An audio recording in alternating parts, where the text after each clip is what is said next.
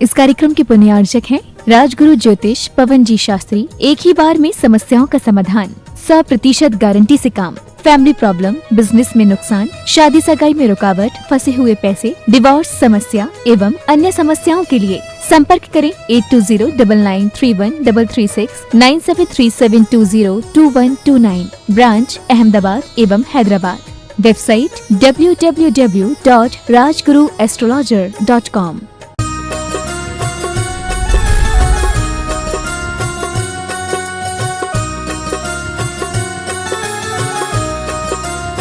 बोलिए आदिम तीर्थंकरादिनाथ भगवान की जय जय जय।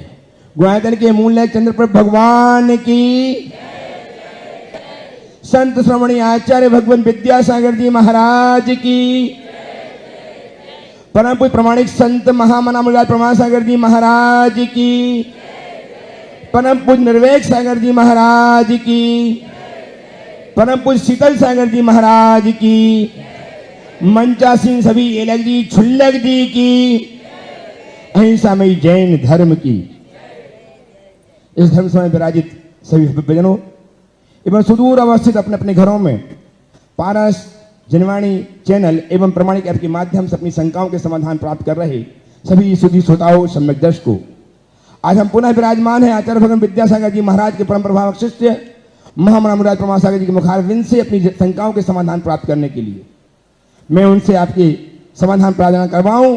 उसके पूर्व मैं चाहता हूं आपका अभिनंदन करते हुए कि हम गुरुदेव का वरद हस्त आशीष के रूप में प्राप्त करें। अतः मेरे साथ उच्चारिए नमोस्तु महाश्री, नमोस्तु महाश्री, नमोस्तु महाश्री। सर्वप्रथम इस कार्यक्रम को गति प्रदान करने के लिए परम पूज्य स्वरूप सागर जी के चरणों में नमन करते हुए निवेदन कर रहा हूं महाराष्ट्री मंचासीन गुरुजनों के माध्यम से शंका समाधान के इस कार्यक्रम को आप गतिशील बनाइएगा। इच्छामी महाराज जी, इच्छामी इच्छामी। नमोस्तु महाराज जी। शंकाओं के लिए सर्वप्रथम चलते हैं मंचासीन मुनि संघ के चरणों में और सर्वप्रथम निवेदन है परम पूज्य छुल्लक श्री चिद्रूप सागर जी के चरणों में कि अपने प्रश्न के माध्यम से हमें भी लाभान्वित करें। कार्य जीवन में मर्यादा में करने पड़ते हैं तो कुछ लोग उसे मायाचारी का नाम देते हैं और कुछ लोग मायाचारी करते हैं तो वो उसे मर्यादा का नाम देते हैं। तो इन दोनों के अंदर वो कैसे समझा जाए और कैसे मायाचारी से बचा जाए? बहुत अच्छा सवाल किया। मर्यादा को मायाचारी और मायाचारी को मर्यादा, यही मनुष्य की सबसे बड़ी दुर्बलता है। वो अपनी कमियों को अच्छाई में और दूसरों की अच्छाई को कमी के रूप में गिनता है। अगर हम मर्यादा के निमित्त से कोई संकोच करते हैं तो संकोच माया नहीं, हमारा एक गुण है और उस गुण के कारण हम बहुत सारे पापों से बच भी जाते हैं। तो हमें अपनी मर्यादाओं की रक्षा तो करनी ही चाहिए। मर्यादाओं की रक्षा कर्तव्य है, उसे माया।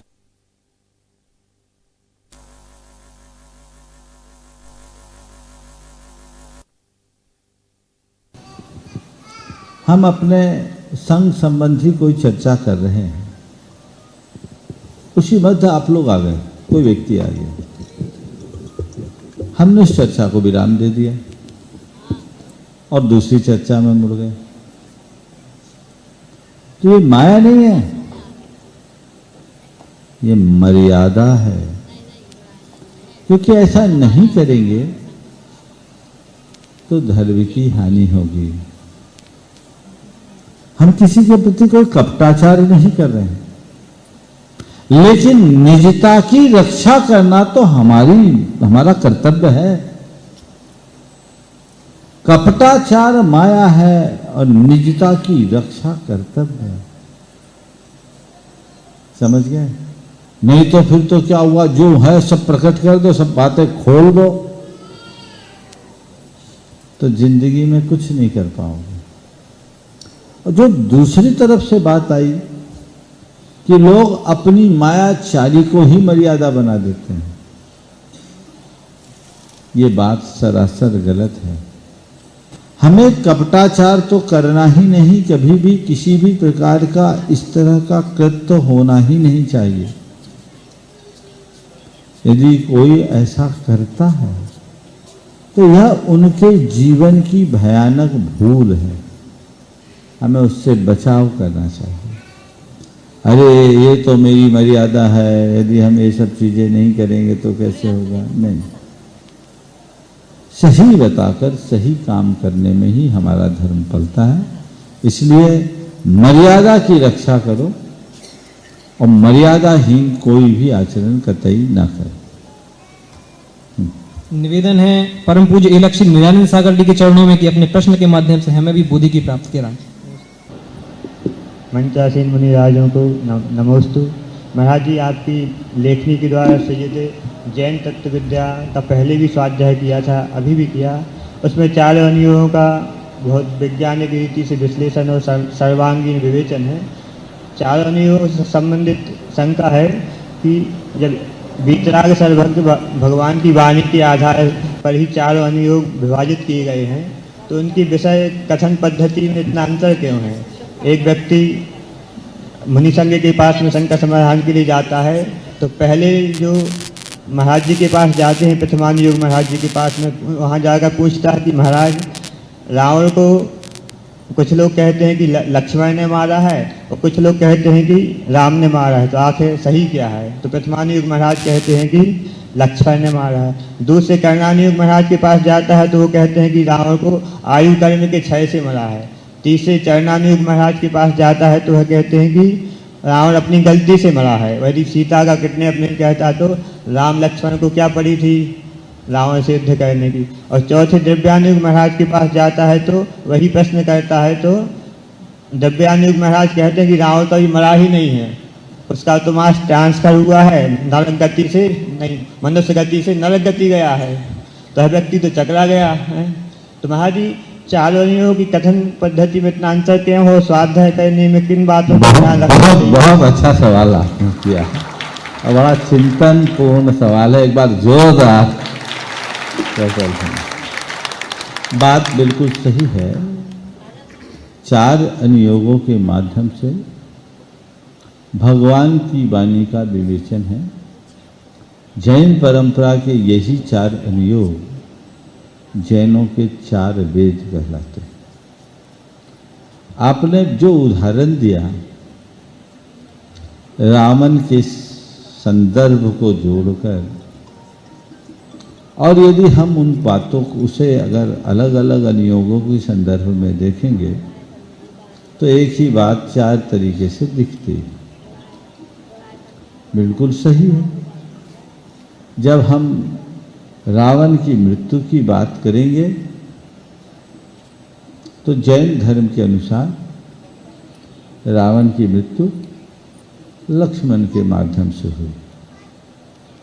मुझसे एक बार किसी ने पूछा कि महाराज जी, रावण तो रामचंद्र जी से मरा, लक्ष्मण से तो नहीं मरा। हमने कहा रावण के मरने से मतलब है चाहे लक्ष्मण से मरे चाहे राम से मरे, पचड़े से क्या मतलब? वो मर गया, दिमाग से हटा। प्रथमान योग का मूल प्रतिपाद्य है महापुरुषों के जीवन चरित्र के आधार पर तत्व का विवेचन है। 4 अनुयोगों का मूल प्रतिपाद्य एक ही है, तरीका थोड़ा अलग अलग है। तो यदि रावण के मरने की बात कर रहे हैं तो उस रावण के मरने में रावण के पूरे कृत्यों की चर्चा है। और जब हम रामायण पढ़ेंगे तो हमारे सामने रामायण का पूरा चरित्र भी खुलकर आता है। तो रावण के पूरे कृत्यों के कारण रावण मरा, किसी वजह से तो नहीं मरा। तो वो चीजें भी हमें तत्व का बोध कराती हैं। कर्णान योग हमारे अंदर के परिणामों की बात करता है, हमारे भीतर के स्वभाव की बात, अंदर की परिणति की बात करता है। तो निश्चित रावण के ऐसे कुकृत्य थे, उसके परिणाम वैसे हुए, इस कारण रावण मरा। ये कर्णान योग का भी प्रतिपादन है। चरणान योग हमारे आचरण की प्रमुखता से बात करता है, तो बिल्कुल ठीक है। रावण अपने करनी से मरा, गलत काम किया सो मरा। और द्रव्यान योग आत्मा के स्वरूप की बात करता है कि देखो ये सब भी हुआ, लेकिन रावण अजर अमर है नहीं।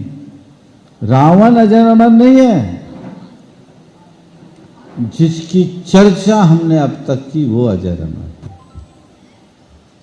रावण तो आया और चला गया, लेकिन उसके भीतर का जो तत्व था वो अजर अमर है।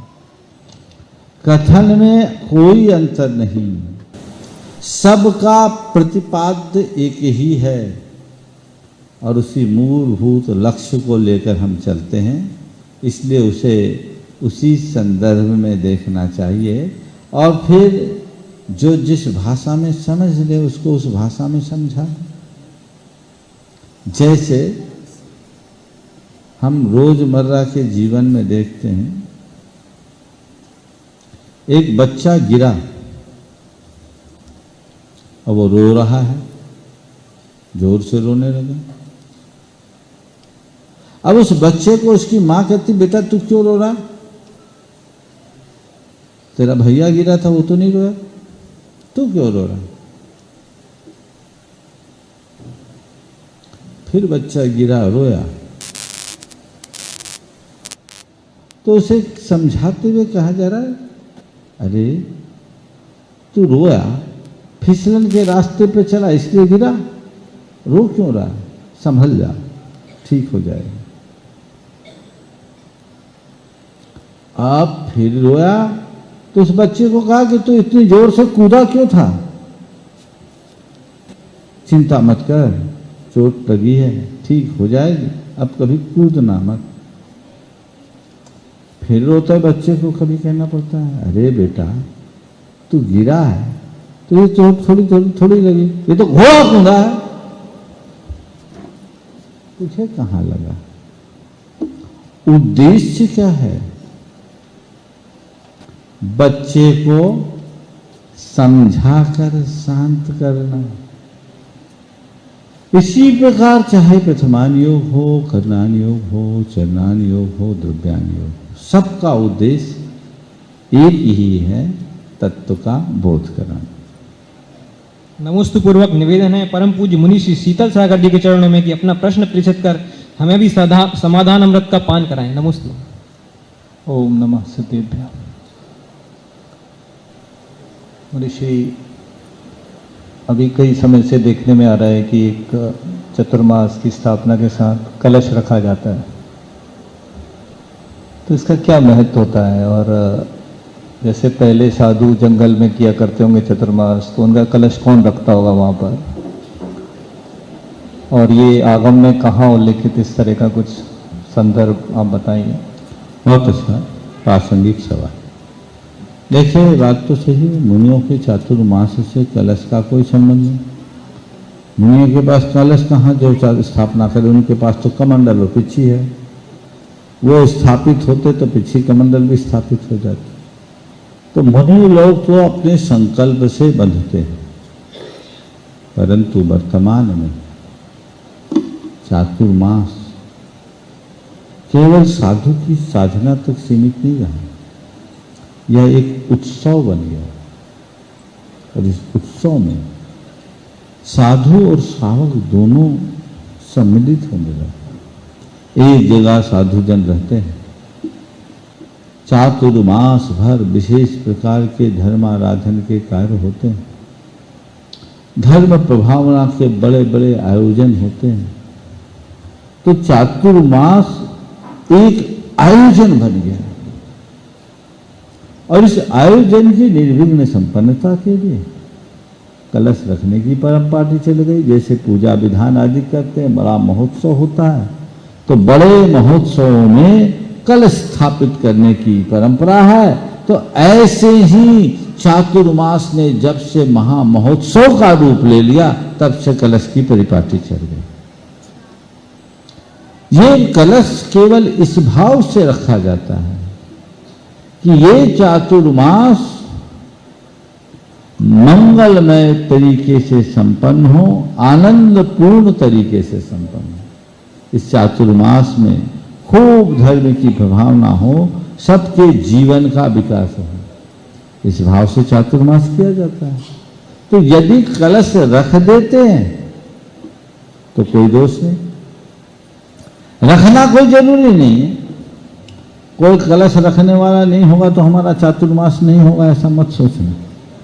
अरे महाराज जी इनके तो कोई कलश रखने वाला नहीं है। अब तुम्हारे कलश से हमारे चातुर्मास का नाता नहीं, लेकिन साधु के चातुर्मास में कोई कलश रख करके संकल्पित होता है तो उसका नाता जरूर बन जाता है और वो अपने जीवन को आगे बढ़ाता है।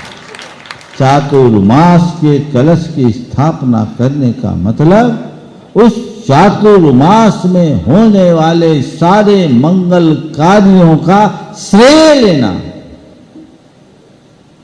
उस बहाने अपनी ओर से कोई योगदान देना। चातुर्मास में इतने बड़े बड़े आयोजन होते हैं, उसके लिए भी चाहिए पड़ता है कि नहीं चाहिए पड़ता? बोलो, वो कहां से आएगा? तो आप लोग बनिया लोग हो, स्कीम बना लिए, उस स्कीम के निमित्त से दोनों काम हो जाता है। तुम्हारे लिए पुण्य का भी लाभ मिलता है, धर्म का लाभ मिलता है, प्रभावना होती और व्यवस्थाएं बनती। इसलिए चातुर्मास कलश की स्थापना करना जरूरी नहीं है, पर यदि कोई चातुर्मास में कलश की स्थापना करते हैं तो महापुण्य का बंध करते, इसमें कोई संशय नहीं। तुम्हारे द्वारा स्थापित कलश के निमित्त से जो द्रव्य दान दिया जाता है वो किस काम में लगता है? प्रभावना में। तो ये तुम्हारा कल्याण कराएगा, पूरे चातुर्मास का श्रेय मिलता है, इसलिए उसको उसी संदर्भ में देखना चाहिए। नमोस्तुपूर्वक निवेदन परम पूज्य मुनिवर श्री निर्वेक सागर जी के चरणों में कि अपना प्रश्न रखकर हम पर अनुकंपा करें। नमोस्तुपूर्वक। मुनिश्री के नमोस्तु करते हुए शास्त्र स्वाध्याय के पूर्व प्रायः एक श्लोक पढ़ा जाता है, मंगलम भगवान वीरो मंगलम गौतमो गणी मंगलम कुंद कुंद आद्यो जैन धर्मोस्तु मंगलम। प्रश्न ये है कि आखिर आचार्य कुंद कुंद स्वामी का दिगंबरम परंपरा में क्या योगदान है, क्योंकि उन्हीं का नाम लिया जाता है। इसके पहले और भी महान आचार्य हुए हैं, लेकिन उन सब में कुंद कुंद आचार्य को विशेष रूप से क्यों स्मरण किया जाता है? कृपया समाधान। बहुत अच्छा सवाल महाराज जी ने किया। देखिए, जैन परंपरा में, खासकर दिगंबर परंपरा में आचार्य कुंद कुंद का महान स्थान। आचार्य कुंद कुंद को एक प्रवर्तक आचार्य के रूप में जाना जाता है। आचार्य कुंद कुंद एक ऐसे महान आचार्य हुए जिन्होंने भगवान महावीर और गौतम स्वामी के बाद परंपरा प्राप्त आचार्यों के क्रम में जैन तत्व ज्ञान का सबसे अधिक प्रचार किया, प्रभावना की। शिथिलाचार का जिन्होंने घोर विरोध किया और सबके रास्ते को प्रशस्त किया। तो जो तत्व ज्ञान उन्होंने दिया वह कुंद कुंद आचार्य के लिए स्थान दिलाए, इसलिए कुंद कुंद आचार्य की महानता है। उन्हें सबसे ज्यादा महान के रूप में देखा जाना जाता है। प्रत्यक्ष प्रश्नों के माध्यम से कार्यक्रम को आगे बढ़ाएंगे पंडित सुदर्शन जी। धर्म और संस्कृति का सजा प्रबुद्धता कदम मिलाकर बढ़ चले, धर्म और विज्ञान सीधे सीधे। हाँ, परम पूज्य गुरुदेव का मानस चित्र गुणायतन कुछ ही दिनों में संसार में प्रकट होने वाला है। उसने अपने योगदान से अपने जीवन को धन्य किया है।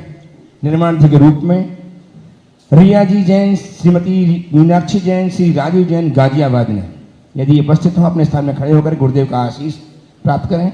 यदि हैं तो उपस्थित हो जाएं, अपने स्थान में खड़े हो जाएं। साथ ही श्रीमान सुनील जी जैन, श्रीमती सपना जैन भोपाल, इन्होंने भी यह सौभाग्य प्राप्त किया है, गुणवदान से जुड़ करके जीवन को धन्य किया है। बहुत बहुत करते हुए इनका सम्मान किया, वंदना कीजिएगा इनकी। और आज निर्माण सारथी के रूप में अपने आप को संबद्ध करके जीवन को सारथ्य प्रदान किया धर्म का श्रीमान रामजी लाल जी जैन ने जयपुर से सादर आमंत्रित है, मंच में आए, गुरुदेव चरण का अभिवंदन करें, आशीर्वाद प्राप्त करें। श्रीमान रामजी लाल जी जैन जयपुर नहीं है तो उन तक हमारी अनुमोदना के रूप में करतल ध्वनि आप सबकी वहां पहुंचे। और अब मैं सम्मान करने के लिए सादर आमंत्रित कर रहा हूं परम पूज्य एलक श्री निरंजन सागर जी महाराज के गृहस्थ जीवन की मातुश्री मीना जी, भाई श्री रंजीश जी एवं ऋतु जी देवरी एवं बहन बहनों श्रीमती सपना जी सुनील जी को वे आए पूरे परिवार के साथ गुरुदेव चरणों की अभिवंदना करें, आशीर्वाद प्राप्त करें। उनका सम्मान करने के लिए सादर आमंत्रित हैं गुणायतन के समय संरक्षक श्रीमान महेश जी बिलेरा साहब जो सप्तम पद्माधारी हैं, साथ ही श्रीमान सुरेंद्र जी मालथोन समय शिक्षक गुणायतन भी आए सम्मान करने के लिए। आपकी तालियां लगातार बजती रहें। इन्होंने अपने ऐसे सुपुत्र को समझ जगत के लिए प्रदान करके जीवन को धन्य किया है, जो आज धर्म की ध्वजा फहराने में निरंतर निरत हैं और आगे बढ़ चल रहे हैं। ऐसे परम पूज्य निरंजन सागर जी महाराज के गृहस्थ जीवन के मातुश्री भैया भाभी बहन बहनों जो उपस्थित हुए, आपकी तालियां लगातार बजती रहें सम्मान में। और मैं प्रथम प्रश्न के लिए आमंत्रित कर रहा हूं श्रीमान बीरेन जी छावड़ा बेंगलुरु से। बीरेन छावड़ा में स्थान में खड़े हो जाएं, उनके पास माइक पहुंचा दें। तैयार रहेंगे श्रीमती पायल जी अरविंद जी सेठी हजारीबाग। सीखता कीजिए आप लोग, यहां सम्मान चल रहा है, आप लोग वहां प्रश्न कीजिएगा। हेलो, सभी गुरुवर के चरणों में त्रय बार नमस्तु। महाराज श्री प्रश्न बहुत छोटा सा है। हम हमेशा बचपन से नमोकार मंत्र महामंत्र पढ़ते आ रहे हैं, जिसमें पंच परमेष्टि को नमस्कार किया गया है। इसमें किसी पर्टिकुलर किसी भगवान का नाम नहीं है, ये यूनिवर्सल है। तो महाराज श्री अरिहंत सिद्ध आचार्य उपाध्याय तक तो समझ में आता है। सर्व साधु में क्या सभी दिगंबर साधु ही आते हैं या अन्य साधुओं का भी इसमें जिक्र है? देखिए, साधु होता क्यों? जो साधु है उसकी हम वंदना करते हैं। जैन धर्म में व्यक्ति की पूजा नहीं होती, गुणों की पूजा होती है। जिसके अंदर साधुता के गुण विकसित है हम उसको पूजते हैं। और जैन धर्म में साधु उसे ही माना जाता है जिसमें सम्यक दर्शन ज्ञान और चारित्र है। तो जब हम नमो लोए सब साहुनम बोलते हैं तो सम्यक दर्शन ज्ञान और चरित्र से संपन्न सभी साधुओं की वंदना हो जाए। श्रीमती पायल जी जैन सेठी हजारीबाग से तैयार हैं श्रीमान अरविंद जी राजा, सुनीता जी जैन, चंद्र कुमार जी, सुनीता जी, दिनेश जी जैन, पूरे धौलपुर से ट्रस्टी गुणायतन। एक प्रश्न के लिए मंचासी सभी महाराज श्री को नमोस्तु, सभी छुल्लक जी एलक जी को इच्छामी। महाराज श्री, दुनिया में आते समय अपने पास देह होता है, दुनिया में आते समय अपने पास देह होता है, नाम नहीं, पर जाते दुनिया से जाते समय नाम होता है, देह नहीं। तो महाराज श्री अपने देह और नाम को रूपांतरित करने के लिए क्या करें? अच्छा वाक्य का। जब हम दुनिया में आते हैं देह होती है नाम, और दुनिया से जाते हैं नाम बसता है देह में। आपने पूछा है ऐसा हम क्या करें कि ये दोनों चीजें हमारे साथ जुड़ी रहे। देखो, कुछ व्यवस्था प्रकृति की जो हमारे हाथ में नहीं, और कुछ व्यवस्था हमारे पुरुषार्थ की है जो हमारे हाथ में। हमें शरीर प्रकृति देती है, और प्रकृति देती है तो उसे वापस भी देती है। एक समय सीमा के लिए हमें शरीर मिलता है, समय पूरा होते ही छूट जाता है। उसमें हमारा पुरुषार्थ काम नहीं कर सकता। कोई कितना भी पुरुषार्थ करे और सोचे कि मैं ना मरूं, असंभव। जिन्हें हम अमर कहते हैं ना, उन देवों को भी मरना पड़ता है, क्योंकि ये प्रकृति की व्यवस्था है। लेकिन हाँ, देह पाकर जो हम अर्जित करते हैं वो हमारे पुरुषार्थ का प्रतिफल है। नाम प्रकृति नहीं देती, हमारा काम दिलाता है। तो जन्म लेकर अगर अच्छा काम करोगे तो नाम होगा। तो जो प्रकृति के आश्रित है उसे भूल जाओ, और जो तुम्हारे हाथ में है उसे संभाल लो। तब अपना जीवन धन्य होगा और तभी हम आगे बढ़ सकेंगे। इसलिए चाहते हो कि हम दुनिया से जाने के बाद भी हमारा नाम बना रहे तो अच्छा काम करना शुरू करो। उपस्थित हो श्रीमान अरविंद जी, राधा सुनीता जी जैन, राष्ट्रीय चंद कुमार जी, सुनीता जी एवं दिनेश जी एक प्रश्न के लिए तैयार रहें। श्रीमान गणतंत्र कार्याध्यक्ष श्रीमान NC जैन साहब, दिल्ली। नमोस्तु गुरुवर, नमोस्तु समझ छुल्लक महाराज जी की इच्छा। हे गुरुवर, नमोस्तु नमोस्तु। महाराज जी, मेरी शंका है, कभी किसी के साथ छल कपट करके उसकी आत्मा को मत दुखाना, क्योंकि कर्म की थप्पड़ इतनी भारी होती है तो भयंकर ही होना है। अब तुम्हारे जान में पुण्य खत्म होना है, तुम्हें पता नहीं लगेगा जमा हुआ पुण्य कब खत्म हो जाएगा। एक राजा भी भीख मांगने पड़ती है।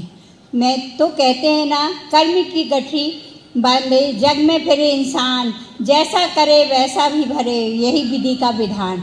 महाराज जी, मेरा ये कहना है कि कर्मों को कैसे उत्कर्ष कर सकूं।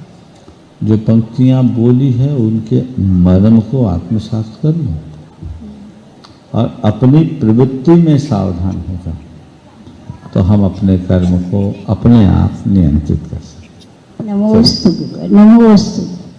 आइए कार्याध्यक्ष श्रीमान NC जैन साहब और तैयार रहेंगे गणतंत्र सुमन संरक्षक श्रीमान निकुंज जी मेहता साहब, बैंकॉक से। सभी मुनियों के चरणों में मेरा, मेरे परिवार और समस्त दिल्ली जैन समाज का त्रय बार नमोस्तु। छुल्लक जी महाराज को इच्छा में।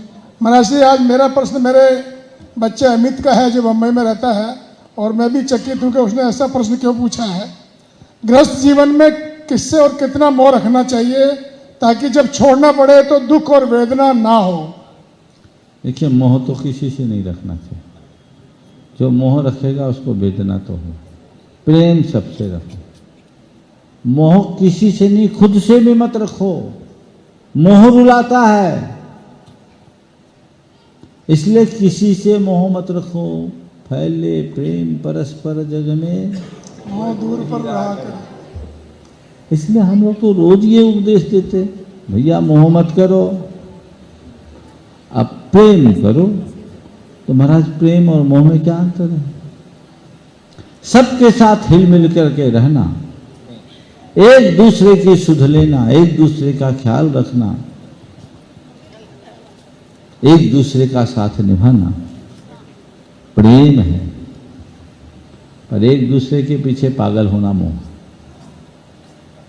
साथ रहो, साथ निभाओ, पागल मत बनो। ये मान कर रहो, साथ रहते हुए भी ऐसे रहो कि ये नदी नाव संयोग है। हम साथ भले हैं पर हैं अलग, ये समझ होनी चाहिए।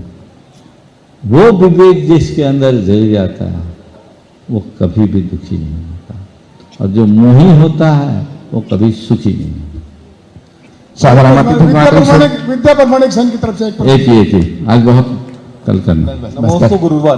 पूरे विश्व में, संपूर्ण विश्व में जैन धर्म की पताका फहराने में जो जैन संतों का महत्वपूर्ण योगदान रहा है वो बहुत ही सराहनीय है, और उस सब के लिए जैन समाज को आपके प्रति, संतों के प्रति युगों युगों तक ऋणी रहना चाहिए। गुरुदेव हमें बचपन से यही सिखाया है, गुरुओं ने ही जिनवाणी सिखाई है और गुरुओं ने ही शास्त्रों का महत्व दिया है। हमारी पूजा में आता है देव शास्त्र गुरु, तो गुरुदेव जब गुरुओं ने ही शास्त्र की महिमा बताई है और गुरुओं ने ही उसका महत्व बताया है, तो देव गुरु शास्त्र क्यों नहीं आता?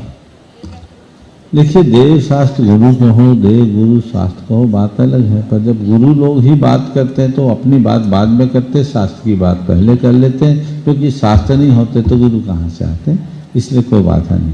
हालांकि कई जगह देव गुरु शास्त्र भी। सागर आमंत्रित है श्रीमान संरक्षक श्रीमान निकुंज जी मेहता साहब, बैंकॉक से, और तैयार है ग्वांके के उपाध्यक्ष श्रीमान अनिल जी संहिता जी शेठी, हजारीबाग, अपने नवविवाहित पुत्र अमन जी रिद्धि जी के साथ। नमोस्तु गुरुदेव। मैं आप सब लोगों से जुड़ के बहुत आनंद में हूँ और ये कहना चाहता हूँ कि भावना योग मैं कंटिन्यूसली करता हूँ सुबह 4:30 बजे उठ के, और उसका मैंने प्रत्यक्ष देखा है। जो भी चेंज आने होते हैं आते रहते हैं। मेरा सवाल ये था कि अपने में तो चेंज ला दिया हो सकता है, लेकिन अगर औरों में भी ये करना है तो भावना योग यूज हो सकता है उनके लिए? पहले तो मैं चाहूँगा एक बार जोरदार करता ध्वनि से, बल्कि मैं चाहूँगा एनसी जैन साहब निकुंज को मंच पे ले आ जाओ। निकुंज जी मंच में आ जाएं और साथ में एनसी जैन साहब भी आ जाएं। मेरे ख्याल से वर्षों से जुड़ने के बाद शंका समाधान के मंच में निकुंज शायद पहली बार आए हैं, है ना? नहीं, ये पिछले लगभग 8-9 वर्षों से गुनायतन से जुड़े हैं, मुझसे भी व्यक्तिगत रूप से जुड़े हैं। आज इनका पहले सत्कार कीजिए। हाँ, बैंकॉक से सीधे यहाँ आए हैं और ऐसे व्यक्ति का जोरदार अभिनंदन होना चाहिए। बड़ा उत्साही युवा, बड़ा कर्मठ कार्यकर्ता, लगनशील समर्पित व्यक्ति, बैंकॉक में हीरो का व्यापार करते हैं, लेकिन कोई दिन नहीं होता जिस दिन प्रवचन न सुने और भावना योग न करे। यह उदाहरण, ये इनके जीवन की बात है। पिछले वर्ष इन्होंने चातुर्मास का पहला कलश रखा था और फिर से कलश स्थापना के इस कार्यक्रम में सम्मिलित हुए। ये बड़ी बात है। तो एक बार पुनः इनका जोरदार करतल ध्वनि से स्वागत करें। अब आपने जो सवाल किया है, बैंकॉक में जैन समाज को बहुत आगे बढ़ा रहे हैं और ये लोग वहाँ के मंदिर की भी रूपरेखा बहुत अच्छी बना रहे हैं। ऐसे लोग जिनकी धार्मिक निष्ठा अच्छी होती है, उनसे ही धर्म की प्रभावना होती है। मैं यही आशीर्वाद देता हूँ कि निकुंज ऐसे ही बने रहो ताकि अपने जीवन को सार्थक और सफल बनाया जा सके। आपने जो पूछा है कि जो लाभ हमें मिला है वह लाभ औरों को भी मिले, उसके लिए हम क्या करें? भावना योग तो करते हो, थोड़ा सा परिवर्तन करो, प्रभावना योग शुरू कर दो। क्या बोला? भावना योग के साथ प्रभावना योग, और भावना योग को प्रभावना योग में बदलने के लिए क्या करना है? जो मैंने भावना योग से पाया उसे अधिक से अधिक लोगों को बताना है। आप लोग कृपण हो, अपना लाभ लेते हो, अपना लाभ लेते हो, उसे फैलाते नहीं। महाराज जी कह रहे प्रमाण का पहला अक्षर प्र वो लगा दो, बिल्कुल। तो भावना योग को प्रभावना योग में बदलिए। जो आप सुनते हो, जो आप सीखते हो, आपने अपने जीवन में जो अनुभव किया, एक्सपीरियंस पाया है, उसे बांटिए, फैलाइए।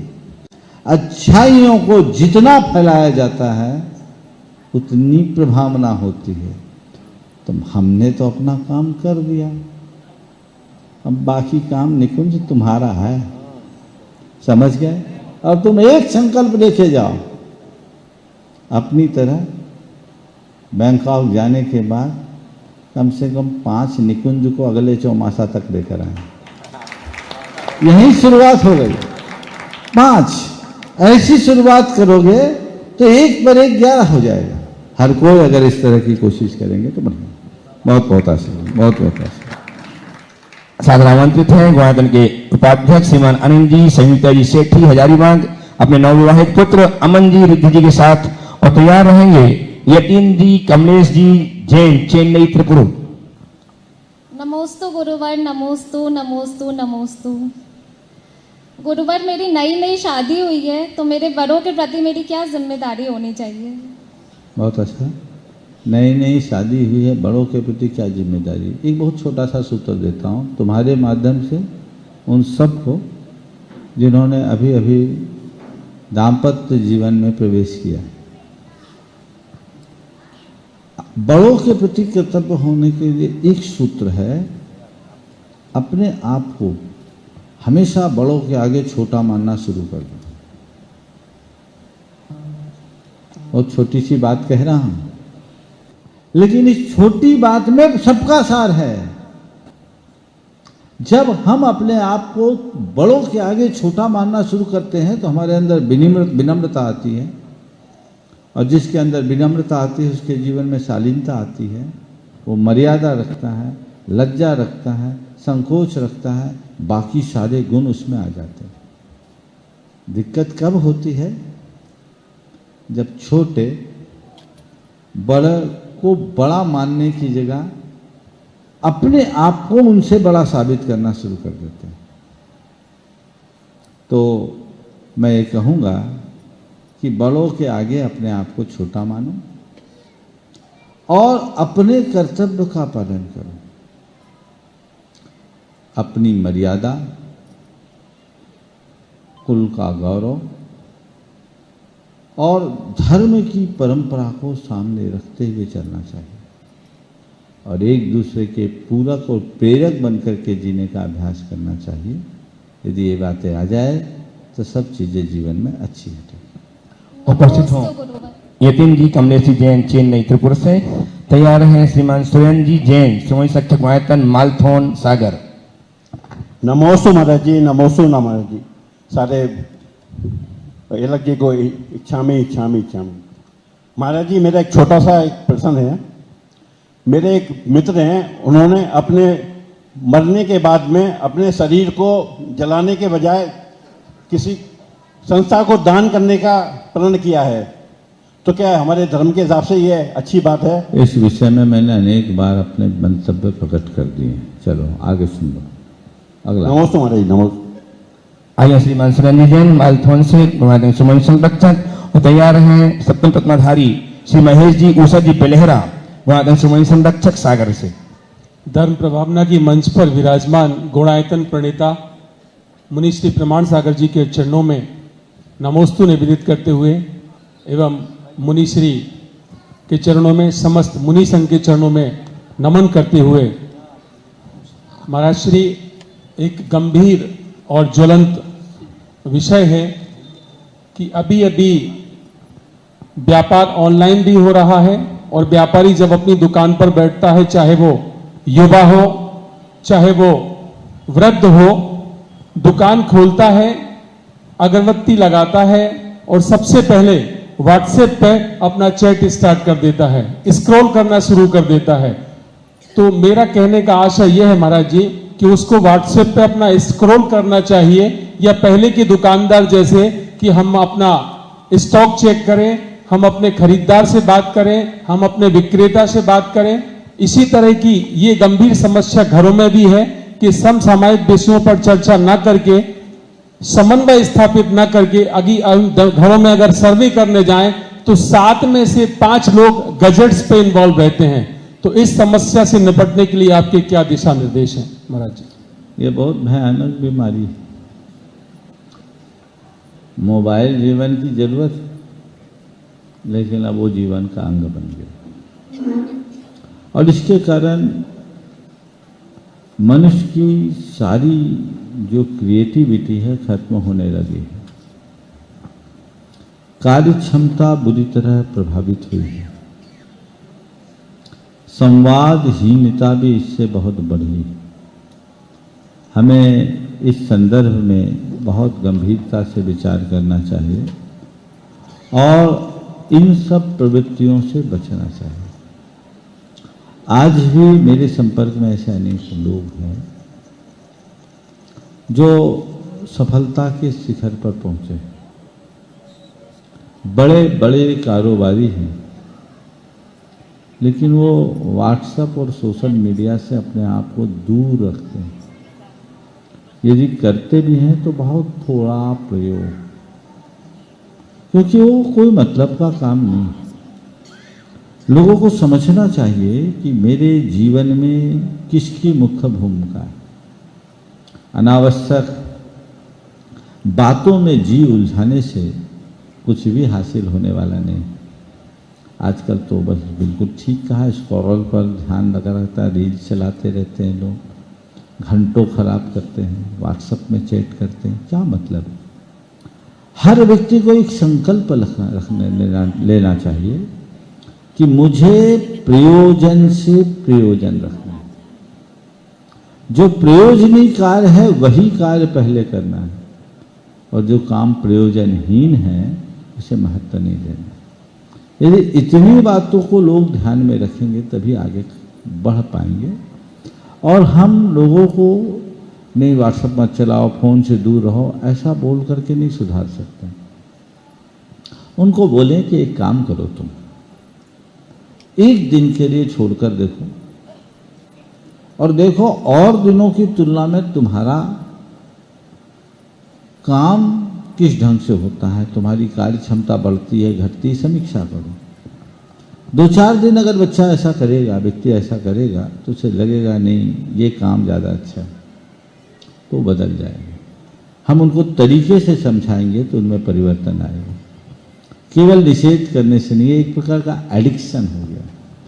चाहे घर परिवार की बात हो या दुनिया की अन्यत्र की बात, सब जगह ऐसी कहानी, इसलिए इससे हमें बहुत सावधानी रखते हुए बचना चाहिए। आइए श्रीमान महेश जी, उषा जी बेलहरा, गुणायतन समय संरक्षक सप्तम प्रथमाधारी सागर से, और तैयार हैं गुणायतन के आर्किटेक्ट एवं ट्रस्टी श्रीमान चंद्रशेखर जी जैन विदिशा। आध्यात्म के राजहंस जन जन के हृदय में विराजमान मुनि श्री प्रमाण सागर जी महाराज के चरणों में कोटि कोटि नमोस्तु करता हूं। मुनि श्री निर्वेश सागर जी, मुनि श्री शीतल सागर जी के चरणों में कोटि कोटि नमोस्तु करता हूं। एलक श्री छुल्लक जी के चरणों में कोटि कोटि इच्छामी करता हूं। हे भगवान, क्रोध मान माया लोभ जब तीव्र गति से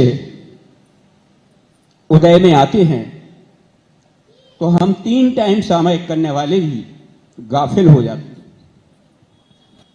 बाद में लगता है ये नहीं करना चाहिए, क्या करूं महाराज, किस बात को ध्यान में रखूं ताकि ऐसी स्थिति ना बने। नमोस्तु।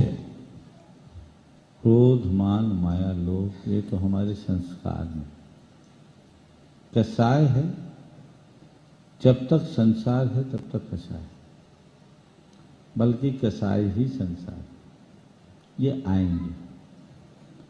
हम इनसे बच नहीं सकते, पर इतना कर सकते हैं कि हम कसाय के आवेग से बचें।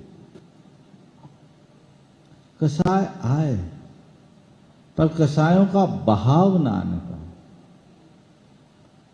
क्रोध होना और क्रोध में बह जाना, इसमें अंतर है। तो उसके लिए हमें स्वस्थ दशा में ये चिंतन करना चाहिए, मुझे शांत रहना है, मुझे सहज रहना है, मुझे संयम रखना है। ये जो भावना योग है, आपने तो बहुत दिन किया भी जी। अगर वो सब चीजें हमने आत्मसात कर ली तो कसाय का उद्रेक नहीं आएगा जी। आए हल्का फुल्का आएगा, शांत हो जाएगा। और जब कभी हमें ऐसा लगे कि मैं पटरी से उतरा हूं तो हमें चाहिए कि हम अपनी निंदा गढ़ा करें जी, और पुनः उसकी पुनरावृत्ति न हो, ऐसा भाव रखें। यह है प्रतिक्रमण। नमोस्तु भगवान, नमो। ऐसा करने से हम इससे बचें। आइए गुणायतन के आर्किटेक्ट श्रीमान चंद्रशेखर जी जैन विदिशा, ट्रस्टी गुणायतन, और तैयार हैं ब्रह्मचारिणी बहन सुनीता जी, जिनके हाथों से कल, जिनके करकमलों से सुबह होने वाली सुबह चातुर्मास का ध्वजारोहण होगा। ऐसी ब्रह्मचारिणी बहन सुनीता जी तैयार रहेंगे प्रेस के साथ। महाराज श्री के चरणों में बारंबार नमोस्तु नमोस्तु नमोस्तु। मंचासीन समस्त महाराज श्री और समस्त छुल्लक महाराज जी, एलक महाराज जी के चरणों में इच्छामी इच्छामी। महाराज श्री, स्वभाव के अनुसार परिस्थिति निर्मित करने में सुख है या परिस्थिति के अनुसार स्वभाव को बदलने में सुख है?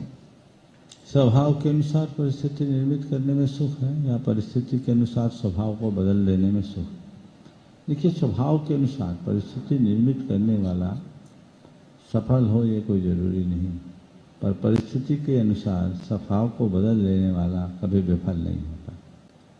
इसलिए अपने जीवन में स्थायित्व बनाए रखना चाहते हैं तो हमें चाहिए कि हम अपने आप को हर परिस्थिति में डालने के अभ्यासी बने। अपना जीवन पानी जैसा बनाए जो हर बर्तन में समा जाए, बर्फ जैसा नहीं जिसे कूचना पड़े। समझ गए? तो परिस्थिति के अनुरूप अपने स्वभाव को बदलो, ढालो। क्यों?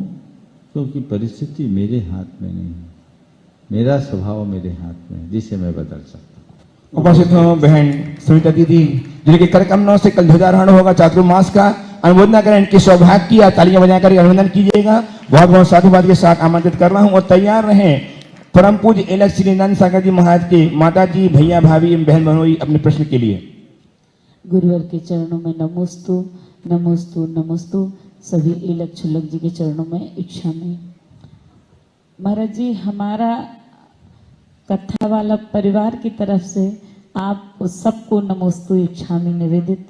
महाराज जी, हमारा परिवार में हम चाहते हैं और माँ भी चाहती है कि हम प्रभावना का एक अंग बने रहें। द्रव्य दान के साथ में हम एक प्रभावना का अंग बन के हम कैसे प्रभावना करते रहें और हमारे ऊपर जो चलता रहता है संसार का जो उतार चढ़ाव, उसमें कोई ऐसा हम अपना मजबूत मन और मजबूत सारा तन मन धन सब मजबूत रखें।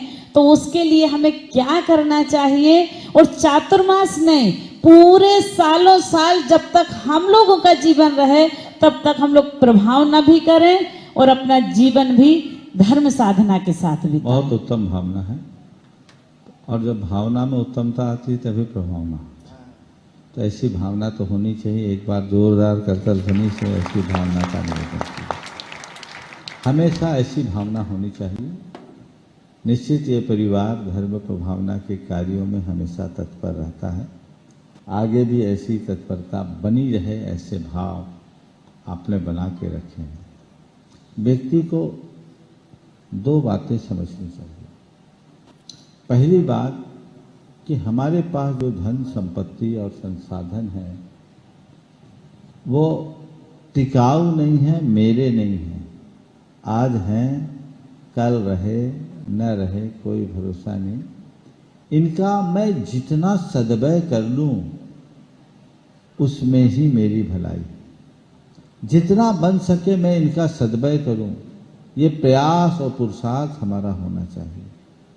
और जिसके अंदर ऐसी समझ होती है कि ये मेरे नहीं है, ये पर है, वो सद्व्यय का करते हुए अपने जीवन को आगे बढ़ाते हैं। तो पहली बात सद्व्यय की भावना भाव। और मैं ये जानता हूं कि जो अपने धन का सदुपयोग करते हैं उनका पुण्य निरंतर बढ़ता है, और जिनका पुण्य बढ़ता रहता है उनके लिए हमेशा अनुकूल संयोग बने रहते हैं। कदाचित छोटी मोटी कोई विघ्न बाधा आ भी जाए तो वो बाधा भी उनके प्रताप से दूर हो जाती है। इसलिए घबराना कभी नहीं चाहिए और इसी लक्ष्य को सामने रखते हुए आगे चलना चाहिए। उतार चढ़ाव तो आते ही रहते हैं, लेकिन जिसके अंदर तत्व ज्ञान है वो सब प्रकार के उतार चढ़ाव में भी ठहराव बनाकर। उपस्थित हो श्रीमती मीना जी, रजनीश जी देवरी से और श्रीमान सुनील जी एवं सपना जी भोपाल से स्वीकृत कीजिए और तैयार रहेंगे शुभकामनाओं के साथ विपिन जी, सविता जी, जैन अहिंसा बिल्डर्स दिल्ली, जिनकी आज 25वीं वर्षगांठ है, जिन्होंने आज सौभाग्य 29वीं वर्षगांठ विवाहिक वर्षगांठ है, इन्होंने सौभाग्य प्राप्त किया है प्रथम स्थान धारण करने का। तैयार रहेंगे अपने प्रश्न के साथ। नमोस्तु महाराज जी, नमोस्तु नमोस्तु। इच्छा ही महाराज जी, इच्छा। महाराज जी, मेरी भावना में एक लाइन आई थी, वस्तु स्वरूप विचार खुशी से सब दुख संग सहा करें। इसमें वस्तु स्वरूप का आशय क्या है? वस्तु स्वरूप यानी जो वस्तु का स्वभाव है, तत्व ज्ञान का आश्रय ले, जीवन की वास्तविकता को पहचाने और सब दुखों को सहे। बस एक ही। हाँ। विपिन जी श्रीमती सविता जी के साथ बहुत बहुत शुभकामनाएं। तालियां बजाकर अभिनंदन कीजिएगा, इनको स्वभाव की शुभकामनाएं अर्पित कीजिएगा। आज इनकी वर्षगांठ है जो गुणायतन में बहुत तत्परता से कार्य में लगे हुए हैं। तैयार रहेंगे। आज डॉक्टर दिवस के अवसर पर श्रीमान एम के गंगवान साहब पुणे से। महाराज श्री के चरणों में बारंबार नमोस्तु नमोस्तु नमोस्तु। महाराज श्री, मैं गुणायतन के बारे में कुछ सवाल हैं मेरे, जो मेरी बड़ी दिन से पूछने की इच्छा है। आपने जब इसकी कल्पना की, सोचा और उसको आज साक्षात देखने को मिल रहा है, धीरे धीरे वो अपना रूप लेता जा रहा है, इसके बारे में थोड़ा सा बताइए कि इसका हमें समाज को, आने वाली जनरेशन को क्या फायदा होगा और किस दृष्टि से हम इसको देखें, जो हम उसमें कुछ ग्रहण करें उसमें। पहले तो मैं चाहूंगा एक बार जोरदार करतल ध्वनि से विपिन जी का सम्मान करें। ये बहुत कर्मठ, जुझारू और लगनशील व्यक्तित्व के धनी हैं। वर्तमान में जो साधना बसति का अपना आकार ले लिया और अन्य भी जो दूसरे निर्माण हो रहे हैं, इसमें इनकी बड़ी भूमिका। हर 15 रोज में दिल्ली से यहाँ आकर के अपना काम कर रहे हैं, तन मन धन से समर्पित होकर कर रहे हैं। इसलिए एक बार पुनः इनका जोरदार अभिनंदन। आपने जो सवाल किया है उस विषय में मैंने अनेक बार प्रकाश डाला है। आज मैं उसकी पुनरावृत्ति करना नहीं चाहता, पर मैं इतना ही कहना चाहूँगा कि गुणायतन जीवन के गुणात्मक परिवर्तन का आधार है। बहुत जल्दी आकार वो ले रहा है, अब तो बहुत कम समय बचा है, जल्दी ही वो समय आएगा और आप सबकी भावनाएं साकार होगी। अब तो केवल ये तय करना है कि मुझे क्या करना है। बहुतों ने अपना योगदान दिया है, जो रह गए उन्हें अब सोचना चाहिए अपने जीवन में मैं जो उत्कृष्ट कर सकूं कर लूं, क्योंकि इसमें ही मेरा सुख था। आइए डॉक्टर के.एम. गंगवाल साहब पुणे से तैयार रहेंगे। छिंदवाड़ा से ट्रस्टी गुणायतन नीलमा जी मनोज जी एवं राजन जी पाटनी रामगढ़ से तैयार रहेंगे। गुरुदेव त्रिवार नमोस्तु। आज गुरुदेव डॉक्टर्स डे है और मेरे स्पिरिचुअल डॉक्टर होने के नाते मैं आपके चरणों में त्रिवार वंदन करता हूँ। डॉक्टर डे के रूप में आज मैं डॉक्टर गुरुदेव आपको ये पूछना चाहता हूँ कि जैन डॉक्टर की संख्या करीबन आज भारत में 50,000 से ज़्यादा है। वो शाकाहार के प्रचार, जैन जीवन शैली के प्रचार के लिए क्या कर सकते हैं, यह मैं आपसे विनती करके पूछ रहा हूँ। बहुत अच्छी बात कही डॉक्टर साहब ने। मैं तो ये कहूँगा, जो काम डॉक्टर के.एम. गंगवाल ने किया, यदि वही काम सारे जैन डॉक्टर करने लगे तो बहुत बड़ा काम। एक बार जोरदार अभिनंदन कीजिए डॉक्टर गंगवाल साहब। इन्होंने अपना पूरा जीवन शाकाहार के लिए समर्पित किया, बहुत समय दिया, देश विदेश में जाकर लोगों को शाकाहार के लिए जागरूक किए और अनेक लोगों को शाकाहार से जोड़ा है। अनेक पुस्तकें भी लिखी और आज इन्होंने एक अच्छी पुस्तक जो बच्चों के लिए सुखी जीवन का आधार शाकाहार के नाम से अपने हाथ से लिखकर प्रकाशित की है, जिसमें चित्रों के माध्यम से बहुत थोड़े शब्दों में पूरा शाकाहार का स्वरूप है। ये पुस्तक सभी को लेनी चाहिए, न केवल इसलिए कि हम शाकाहारी, हमें लेकर के क्या होगा। ये पुस्तक लें, अपने बच्चों को और अपने बच्चों के माध्यम से उनको जो किसी तरह से शाकाहार के प्रति अपनी रुचि रखते हैं दें, ताकि वे शाकाहार के प्रति आकर्षित हो सके और अपने जीवन को आगे बढ़ा सके। बहुत बहुत आशीर्वाद। आइए श्रीमती नीलमा जी मनोज जी जैन छिंदवाड़ा ट्रस्टी गुणायतन, श्रीमान राजन जी पाटनी रामगढ़ तैयार रहेंगे।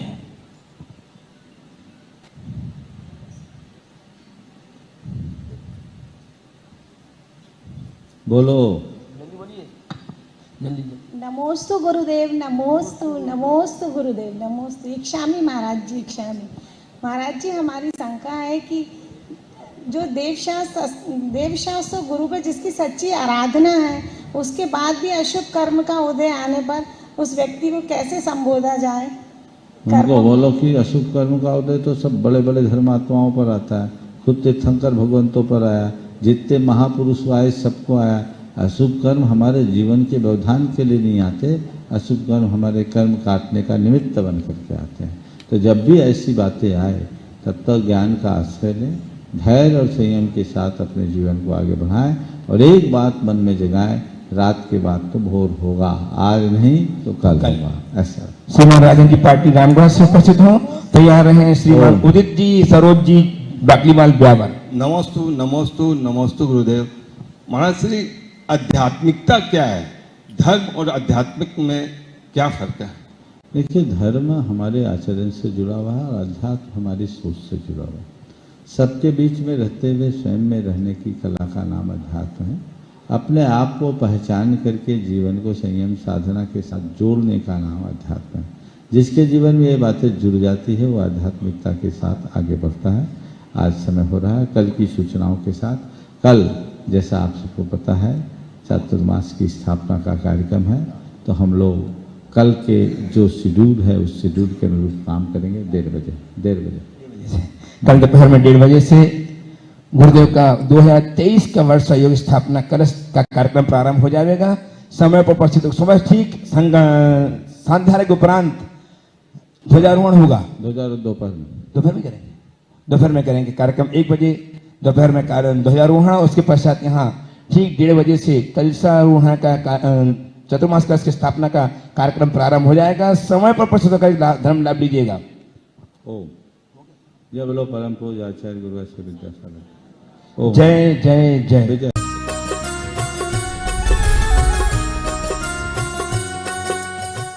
इस कार्यक्रम के पुण्यार्चक थे राजगुरु ज्योतिष पवन जी शास्त्री। एक ही बार में समस्याओं का समाधान, 100% गारंटी से काम, फैमिली प्रॉब्लम, बिजनेस में नुकसान, शादी सगाई में रुकावट, फंसे हुए पैसे, डिवोर्स समस्या एवं अन्य समस्याओं के लिए संपर्क करें 8209931336 9737202129। ब्रांच अहमदाबाद एवं हैदराबाद।